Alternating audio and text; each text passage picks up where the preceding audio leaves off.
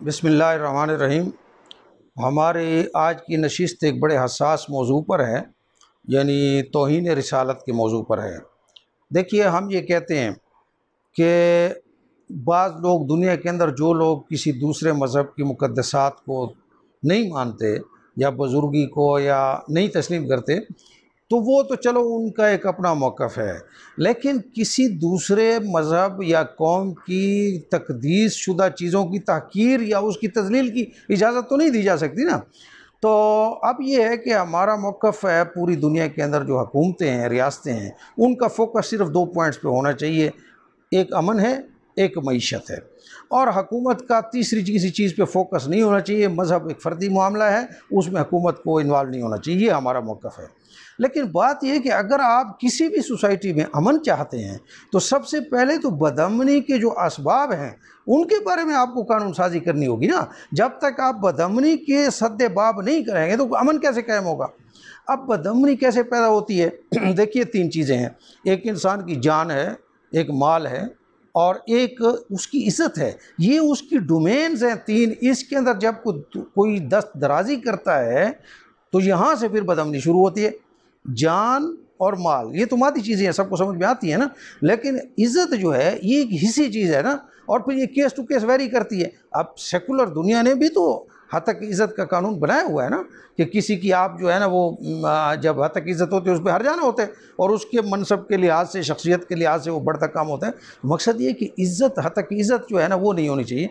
Point सिर्फ समझने का ये है कि जैसे इंसान की फ़र्द की इज़्ज़त है, ऐसे इंसानी गिरोह जो हैं, उनके पास बाज़ मुक़द्दसात हैं, बाज़ उनके कायदीन हैं, और वो उनके साथ ऐसे अटैच होते हैं कि वो अगर उनकी बेइज़्ज़ती और तौहीन की जाए, तो उनकी ज़ाती इज़्ज़त से भी ज़्यादा होती है। इसके लिए कानून साज़ी करनी चाहिए। बहरहाल, हम इस वीडियो में तीन बातें करना चाहते हैं। सबसे पहले जो है, हमारा मुखातिब अक़वाम मुत्तहिदा का इदारा है। हम ये अर्ज़ करना चाहते हैं कि देखिए, दुनिया के अंदर तीन ईसाई बसते हैं, क्रिश्चियंस हैं और एक ईसा मुसलमान हैं। तो ईसा अलैहिस्सलाम और मोहम्मद सल्लल्लाहु अलैहि वसल्लम, इनके साथ पूरी दुनिया अटैच है, इन दो पर्सनैलिटीज़ के साथ। ये आलमी पर्सनैलिटीज़ हैं। अब इनकी अगर तौहीन की जाए, तो पूरे आलम का अमन तबाह होगा।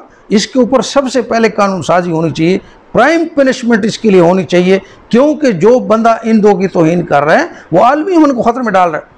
अब इसकी एक तो है ना जी, इख्तिलाफ राय, उसकी तो इजाज़त है, इज़हार राय आप कर सकते हैं, इख्तिलाफ राय का कुरान से भी कर सकते हैं। अगर आपको कोई किसी बात पे इख्तिलाफ है, तो आप हमें बताएं, हम दलील के साथ दलील के जवाब चलेगा। लेकिन एक है तौहीन शख्सी, इसको मुतय्यन हो जाना चाहिए ना, कि आप किसी की तौहीन कब कर रहे हैं। किसी के कार्टून बना रहे हैं, किसी की मीम्स बना रहे हैं, किसी पे लतीफ़े बना रहे हैं, किसी पे जुगते मार रहे हैं, तो ये तहकीर जो आप कर रहे हैं, तो यहाँ से तौहीन है। इस तौहीन का एक वो होना चाहिए, लाइन आउट हो जानी चाहिए कि तौहीन नहीं होनी चाहिए। ये तौहीन कौन बताएगा? साफ ज़ाहिर है कि जो मुक़द्दसात हैं, उनके फॉलोअर्स बताएंगे। ईसाई जो हैं, वो अपने बताएंगे कि ईसा अलैहिस्सलाम की किस जगह पर वो तौहीन, अगर वो ईसा अलैहिस्सलाम पे फिल्में बनाने को या कार्टून बनाने को वो तौहीन नहीं समझते, तो उनकी मर्ज़ी है।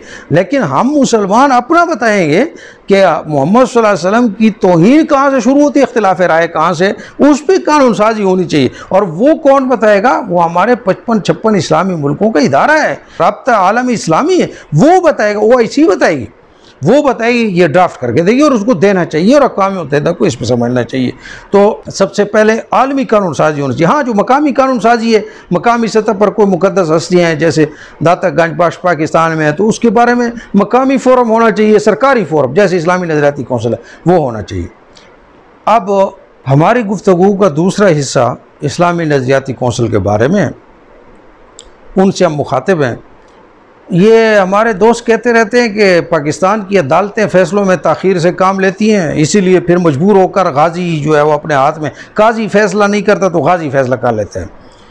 मैं ये अर्ज़ करता हूँ कि तौहीन रिसालत के बारे में और उसकी सज़ा के बारे में तो 40 साल पहले हमारी पार्लियामेंट में फ़ैसला कर दिया था। अब तौहीन की हदूद क्या है, इसको वजाहत करना भी तो पार्लियामेंट या किसी इदारे का काम था ना, हुकूमत का। वो आपने गली मोहल्ले पे छोड़ दिया है। और इस्लामी नज़रियाती कौंसिल 40 साल हो गए तनख्वाहें लेते हुए। उन्होंने हमें कभी नहीं बताई कि ये हदूद हैं क्या तौहीन की, वो गली माले पर छोड़ दिया जिसकी जो मर्जी है। इसलिए तौहीन के जो हज़ारों मुकदमात हैं उसमें से 90% मुसलमानों ने मुसलमानों पे तौहीन रिसालत के कानून वो कर रखे हैं, मुकदमे कर रखे हैं। तो ये पहले वाज़ेह होना चाहिए। मैं गुजारिश करूँगा तो इस्लामी नज़रियाती कौंसिल से कि हमें पूरा ड्राफ्ट दें कि तौहीन क्या होती है, कहाँ से शुरू होती है, और ये ड्राफ्ट अदालतों को दिया जाता है, उनके फैसला आसान हो।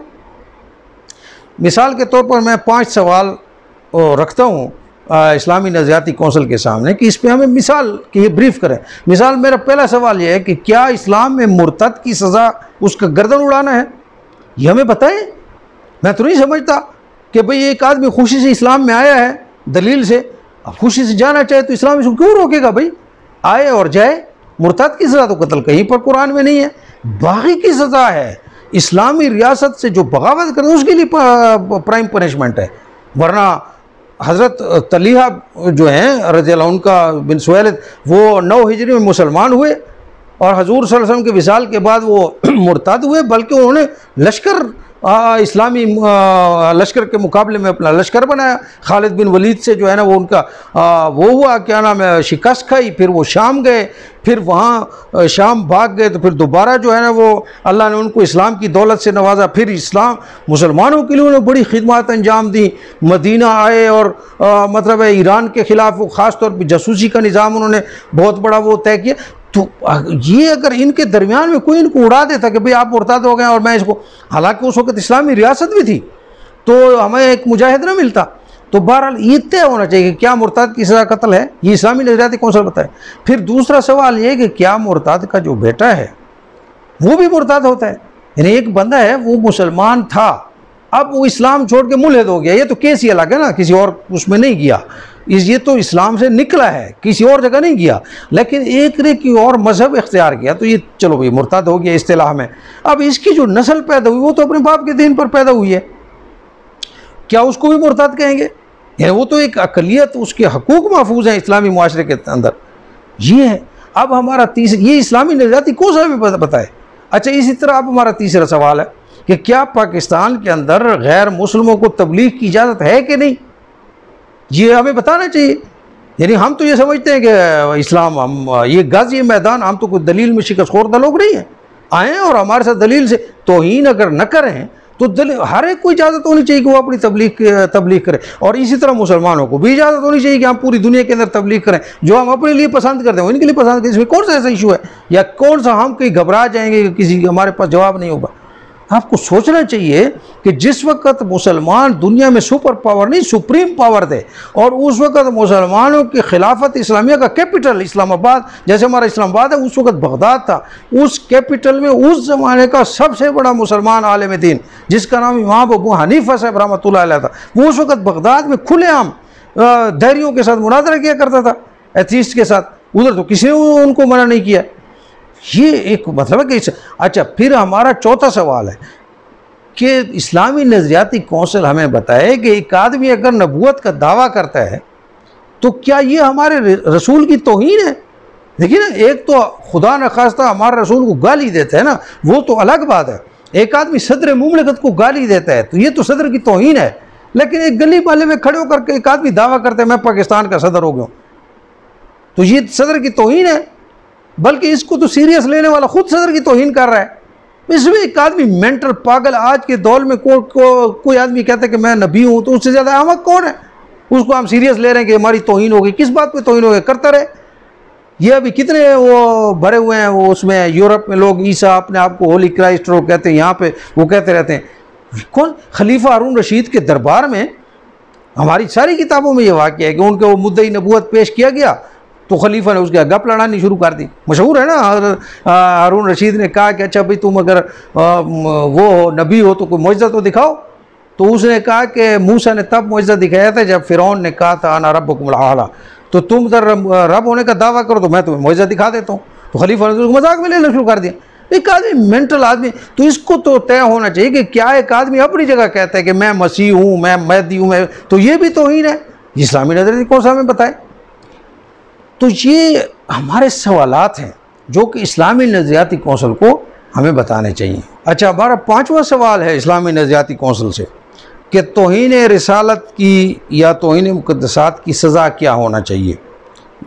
जब आप ये तय कर लें कि तौहीन की हदूद क्या है, तो वैसे तो आपके उसने हमारे आइन में उसकी मौत की सज़ा दर्ज है, लेकिन इस्लामी नज़रियाती कौंसल कोई इस पर दोबारा भी रिव्यू कर सकती है। हमारी नज़र में तो प्राइम पनिशमेंट होनी चाहिए, ख़ास तौर पर जिन पे पाकिस्तान के 95% लोग मुसलमान हैं, उनके लिए हजूर सल्लल्लाहु अलैहि वसल्लम की ज़ात और खुदा की ज़ात वो यकसा तौर पर काबिल एहतराम है, तो इनकी तौहीन पर प्राइम पनिशमेंट हो। इससे नीचे मसलन आप सहाबा आले बैत पे आएँ तो उससे नीचे रखें सज़ा, उससे नीचे जो बुजुर्गान हैं उससे नीचे रखें, जो आप कानून साजी करते रहें।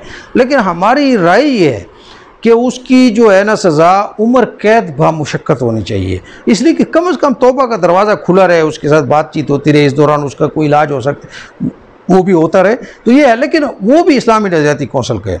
अच्छा, अब हमारी गुफ्तगू का तीसरा हिस्सा जो है वो अहले दानिश और उलमा के साथ थोड़ी सी गुजारिश करनी है कि वो ये वाज़े करें कि जिस तरह कत्ल अमद है, कत्ल अमद और कत्ल ख़ता गलती से कत्ल कर देना ये और है, अमदन कत्ल कर देना और है, इस तरह इसकी भी ज़रा वजाहत करें कि क्या तौहीन अमद अमदन तौहीन करना और ख़ता तौहीन करना, इसमें भी कोई डिफरेंस है कि नहीं। ये इसलिए ज़रूरी है भाई कि हो सकता है एक आदमी के ख्याल में न हो। अब ये जुनैद जमशेद साहब जो हैं वो बेचारे कहते रहे कि यार मुझसे वो ज़ुबान की लग़ज़िश की भूल हो गई, लेकिन उसको लोग मारने के लिए फिर रहे थे। तो भाई ये भी तो मालूम होना चाहिए कि ये जो तौहीन की गई है, अगर इस तरह ना हो तो फिर तो तौहीन रिसालत तो इस मुल्क के चोटी के उलमा में मौलाना मौदूदी साहब का शुमार है रहमतुल्लाह अलैह। तो उनकी तफ़हीमुल कुरान पर जो है ना हज़रत यूनुस अलैहिस्सलाम के बारे में उन्होंने लिख दिया, तो उन पर भी तौहीन रिसालत का इल्ज़ाम लग चुका था, और हज़रत अमीर मुआविया के बारे में उन पर तौहीन साहब। तो ये भी डिफरेंट होना चाहिए कि तौहीन अमदन क्या है और ख़तन क्या है, और इसके बारे में क्या फ़ैसला किया जा सकता है। ये दानिशवर हज़रात इस्लामी नज़रियाती कौंसिल की भी रहनुमाई करें, कौम की भी रहनुमाई करें, नंबर एक। दूसरा ये भी ज़रा बात सामने लानी चाहिए कि जिस तरह हम ये गुंजाइश देते हैं कि ये जो हमारा जिसने कत्ल किया है ये ज़हनी इश्तियाल में आ गया था, हज़ूर सल्लल्लाहु अलैहि वसल्लम के इश्क में इस एकदम इसका ब्लड प्रेशर हाई हो गया, काबू में नहीं रहा, जिस तरह हम इस तरफ इसको ज़हनी उसकी अदम बर्दाश्त की रियायत देते हैं कातिल को, तो इसी तरह जो मुलज़िम है मुजरिम है उसको भी तो ज़हनी तौर पर कुछ गुंजाइश होनी चाहिए, उसका भी तो चेकअप होना चाहिए ना। कहीं हो सकता है कि वो बेचारा नफसियाती तौर पर वो फारिग हो। जैसे अभी ये ताज़ा वाक़या हमने तो जितनी वीडियोस देखी हैं वो ऐसी ही हैं, लोग जैसे कहते रहते हैं कि ये पागल है तो फिर सदर और वज़ीर-ए-आज़म बनने का दावा क्यों नहीं करता। वो भी आप जाके पागल खानों में देखें, लोग हिटलर भी मौजूद हैं और ख़ुद को ईसा अलैहिस्सलाम कहने वाले भी यूरोप में ज़्यादातर अपने आप को क्राइस्ट कहते हैं, और मुसलमान जहाँ पे जो होता है वहाँ पे पागल वो उसी चीज़ को लेते हैं, जैसे ख्वाब में होता है, जिस किस्म का माहौल है आदमी उसी किस्म का लेते हैं।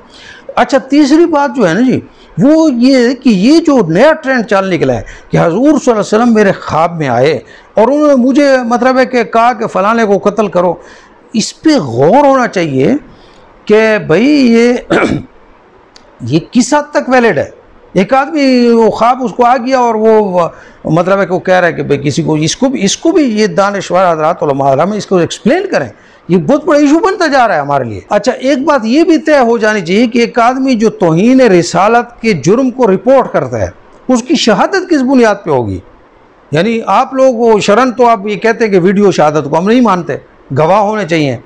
हमारा ख्याल बहरहाल ये है कि वीडियो शहादत मजबूत शहादत है, लेकिन ये तय तो होना चाहिए कि वो किस किस्म की शहादत होगी, कौन सा वो लाएगा। इसलिए ये हमारे उलमा बताएं, इसको भी वाज़े करें, और बल्कि इसको भी वाज़े करें कि अगर उसकी तफ्तीश के बाद किसी ने गलत किसी पर तौहीन रिसालत के इल्ज़ाम लगाया तो उसके लिए डबल सज़ा होनी चाहिए कि वो हमारे हजूर सल्लल्लाहु अलैहि वसल्लम के नाम को इस्तेमाल करके ज़ाती मकासद उसमें इस्तेमाल करे। तो इसका भी वो होना चाहिए कि भाई ये जो है ना मतलब है कि वो शहादत कैसे होगी और शहादत करने वाला कौन होगा, ये भी ज़रा इस पर भी एक्सप्लेन उलमा और अहले दानिश हज़रात करें। एक गुजारिश हम ये करेंगे कि ये पाकिस्तान में कुछ ज़्यादा ही ये केसेस बढ़ते जा रहे हैं, तो हम ये गुजारिश करेंगे कि जैसे मिलिट्री कोर्ट्स हैं और टेररिज्म के लिए अलहदा कोर्ट्स बनाई गई हैं, ऐसे अब ये तौहीन रिसालत के लिए बिल्कुल अलहदा कोर्ट्स बनाई जाएं। जिस तरह FIA में साइबर विंग बनाया गया है, इसी तरह इसके लिए अलहदा एक विंग बनाया जाए और एक ख़ास ड्यूरेशन दी जाए, ख़ास काजी हो, उसके साथ जो है ना जी ये यानी कि हर किस्म के एक्सपर्ट्स मौजूद हो, और ये मुल्क पूरे मुल्क में एक ही कोर्ट हो और वहाँ पर एक ख़ास ड्यूरेशन दी जाए, उसके अंदर इसका फ़ैसला कर दिया जाए ताकि कौम इस टेंशन में न रहे। बहरहाल चाहे जितना भी हम लोग लिबरल हो जाएं या आगे बढ़ जाएं, ये जो इंसानों का इंसानों के साथ रब्त है, या ख़ास तौर पर अपने बुज़ुर्गों के साथ या अपने मुक़द्दसात के साथ, वो रब्त इंसान की जीन्स में है, ये टूटने वाला नहीं है। तो जदीद दुनिया को इस पर ज़रा सोचना चाहिए, और इसके लिए चूँकि ये बहुत सेंसिटिव इशू है तौहीन रिसालत का, तो इसके बारे में जितना जल्दी हो सके इस्लामी नज़रियाती कौंसल भी, अहले दानिश भी, उलमा भी, हुकूमत भी इसके लिए बाकायदा एक अलहदा सिटिंग करे। अब ये मुझे समझ में नहीं आता कि शायद कोई ऐसा एजेंडा है कि वो ये चाहते ही हैं कि इस तरह के केस ज़्यादा होते चले जाएँ, वो तफरा तफरी करना चाहते हैं मुआशरे के अंदर, वरना ये कोई इतना बड़ा इशू तो नहीं है इसको हल करना। जब दूसरे काम हल हो सकते हैं, रातों रात फौजी कोर्ट्स बन सकती हैं, तो ये भी कोई इतना बड़ा इशू नहीं है। लेकिन क्यों नहीं अरबाब इख्तियार इसको क्यों नहीं हल करना चाहते? क्या कोई आलमी इस्टेब्लिशमेंट ही चाहती है कि मज़हब का टंटा ही ख़त्म हो जाए, या मकामी इस्टेब्लिशमेंट चाहती है? हम तो किसी की बदगुमानी भी नहीं कर सकते, लेकिन 40-50 साल हो गए भाई, हज़ारों मुसलमान जेलों के अंदर हैं तौहीन रिसालत के मामले में, और अभी तक इस कानून की जो है वो आउटलाइन ही नहीं की गई, जो ज़्यादती नहीं, इतना कोई फारग ही नहीं हमारी पार्लियामेंट। क्या हमारी पार्लियामेंट में मुसलमान इस आम इशू के लिए फारग नहीं है, या पार्लियामेंट को डिक्टेट किया जा रहा है कि इस पर आपने नहीं बोलना? ये क्या मजाक है? कभी हमारे पार्लियामेंट के अंदर कोई ड्राफ्ट चेंज हो जाता है, हुकूमत के खिलाफ वो मुजाहरा शुरू हो जाता है, कभी लोगों की अमलाक जलाई जाती हैं। तो हमारी गुजारिश है, बैसियत मुस्लिम सेकुलर्स की हमारी गुजारिश है, उलमा अपनी तरफ से करते रहेंगे। हम तो अपने कौमी अमन की खातिर ये चाहते हैं कि भाई जितने भी सेंसिटिव इशूज़ हैं, ये वाला इशू है, तौहीन रिसालत वाला इशू है, या गद्दार वतन वाला जो नया इशू निकला है कि ये वतन का गद्दार है, इन दोनों की आउटलाइन हमें दे देनी चाहिए कानूनी तौर पर, गद्दारी किसको कहते हैं और तौहीन किसको कहते हैं, ताकि कम अज़ कम इन दो इशूज़ पर हम यकसा होकर आगे मुकालमे की तरफ बढ़ें और आगे हम तरक्की की तरफ बढ़ें। अस्सलामु अलैकुम।